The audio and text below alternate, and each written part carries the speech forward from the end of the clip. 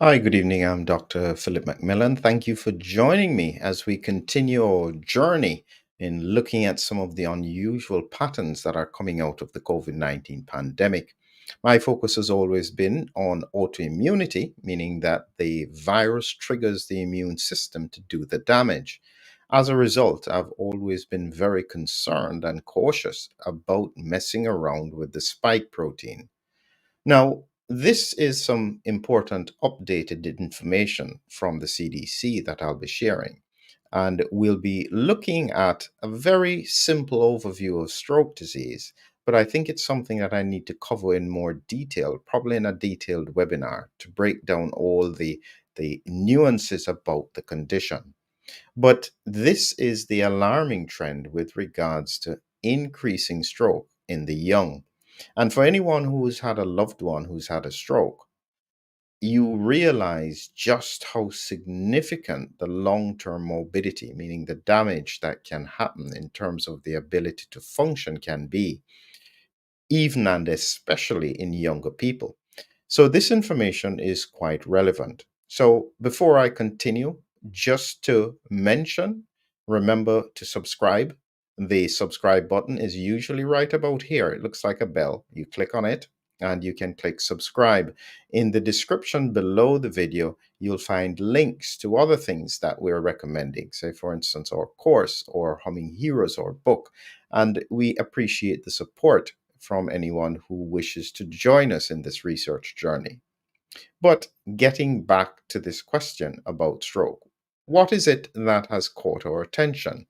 And it's really primarily to do with an update from the CDC in the past week, where they were highlighting this increased risk of stroke. And this is from Prevalence of Stroke Behavioral Risk Factor Surveillance System, looking from 2011 to 2022. It was published on the 23rd of May, 2024. And what they were looking at here, and they were highlighting that stroke is the fifth leading cause of death in the United States and a leading cause of long term disability. Prior to this, 2006 to 2010, it was decreasing by 3.7%. What we've seen now is quite an alarming increase between 2020 and 2022. Now, before I take down and break down that increase, I think it's important just to remind everybody about some basics around the pathology or the pathophysiology around stroke disease. This is some data that probably is more US based, but this is primarily to give you an idea as to the two main types of stroke: ischemic versus hemorrhagic. Most of them, 85%, are ischemic, 15% are hemorrhagic. And so when somebody says that they've had a stroke, the most common reason is a blood clot. Blocks a blood vessel, doesn't get blood to that area of the brain, and the brain tissue will then die. On the other hand, the other way that somebody can have a stroke is if a blood vessel bursts. And if it bursts within the brain substance and causes a big bleed or hematoma, that pressure can damage the surrounding brain tissue and cause neurological, long term neurological damage. Now, even though there are smaller numbers of hemorrhagic strokes are the ones that often can lead to death if it continues to bleed, and depending on the size of it. So they can often be quite debilitating if somebody has one. It's not that ischemic strokes are any less serious, but in terms of killing someone, making someone die, it will tend to be a massive hemorrhagic stroke. Additionally, this is the wrong label. I hadn't finished doing it, but platelet activation is relevant. But here is the principle of the what happens with a blood clot forming, say, in a blood vessel here. The red lines here represent the blood vessels. And if a clot forms here and blocks this artery, then you have an area here in the brain that is damaged. In the center, what we call the ischemic core, that often gets irreversibly damaged. But then there is an area around it that, depending on the blood supply, the collaterals, can continue to function. And this is why, in time, some people will continue to improve over time after having had a stroke. And then the basis of a clot, when we talk about an ischemic stroke, this is just really showing you what happens when you have a clot. A blood clot forming, probably from some damage in the blood vessels. So this is the bloodstream. It then clumps together with these platelets on the surface, and then you have fibrin. And this clot, if it gets big enough, can block the whole blood vessel. And then this could lead to a stroke. The principle applies with heart attacks, any other form where we have blood flow is blocked. That's generally the principle with regards to a stroke. So that's the basics of it. And most critically, when we look at the stroke, this is what it tends to look like. And so this is the NHS site, and they're usually encouraging people to act quickly. Face, has the face fallen to one side? It's very important. A stroke is almost always affecting one side neurologically of the body. Their arms can't raise their arms above their head, so the arm is weak. Their speech can be slurred, or sometimes they don't have any speech, or their speech is confused. Critical thing is time.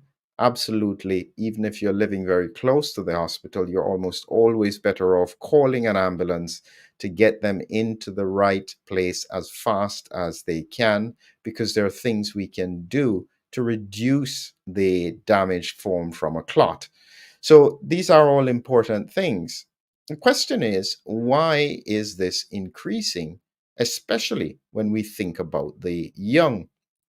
When we look in more detail at the results, and I'm going to show you here, the results from this CDC study was looking at when they were looking at two periods between 2011 to 2013 and between 2020 and 2022. So they took two time periods there. And you can see that it went from 2.7% to 2.9%. Now, that may seem like small numbers, but they are quite significant, especially when you consider what kind of damage can occur in younger people. The one that caught my attention is when they looked at the period from 2011 to 2013 compared to 2020 to 2022. When you look at young people, it was a 14.6% in the 18 to 44 age group. That is very significant. Now, it still went up in those 15.7%, 45 to 64. And when we compare men and women, it's higher rise in women than it is in men. But the critical thing that I'm focused on here is this 14.6% in the young age group.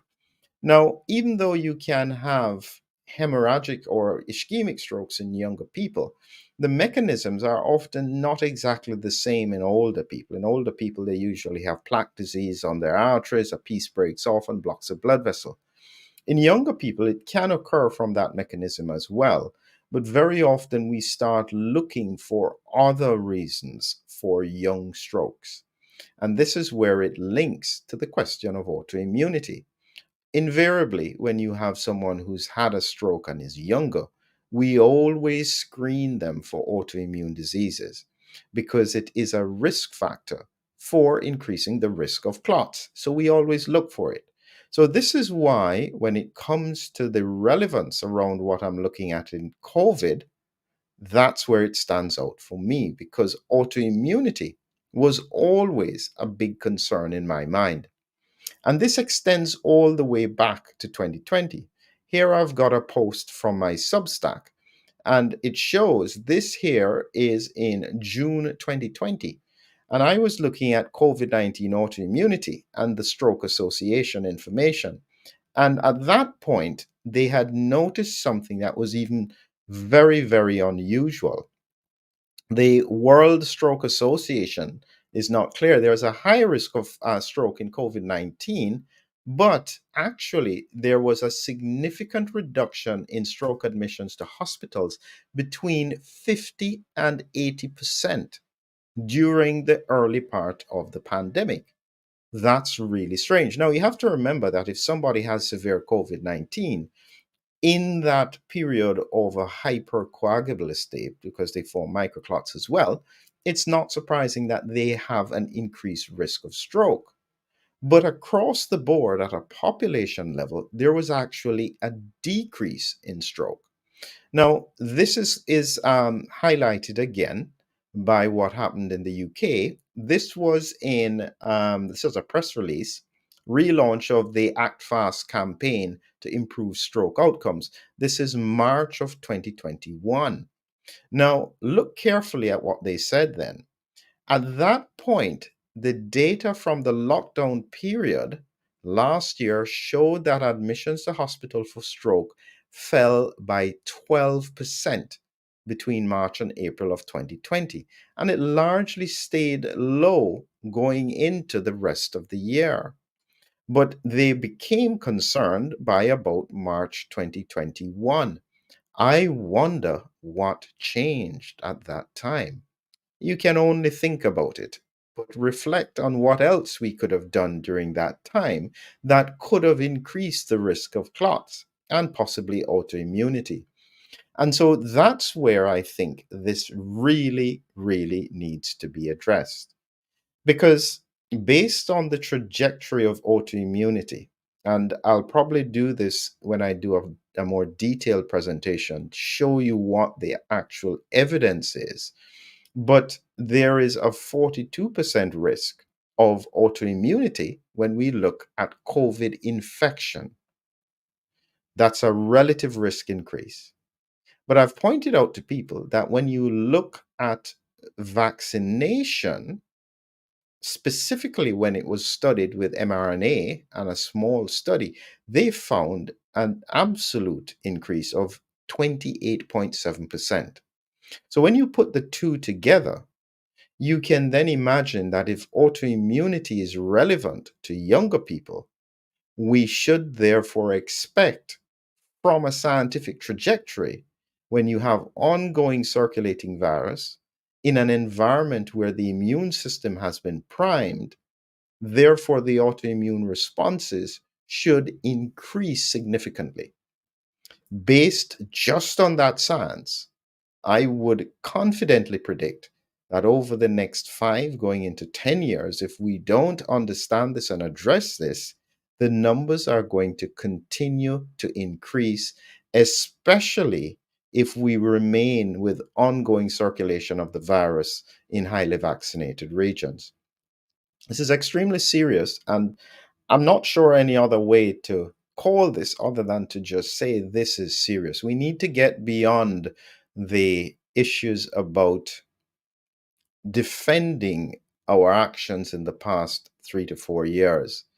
It's time for us to look hard at the data, try and understand it, and ensure that we are doing everything in our power to mitigate what could be a serious longer term issue across the population around autoimmune responses. I've been calling for this since 2020. It is now 2024. We are only starting to wake up to the implications, and believe me, they are serious. So, at this end, remember, click on the subscribe button here. Look in the description for other links to our presentations, and please continue to join us in this scientific journey. Have a great evening.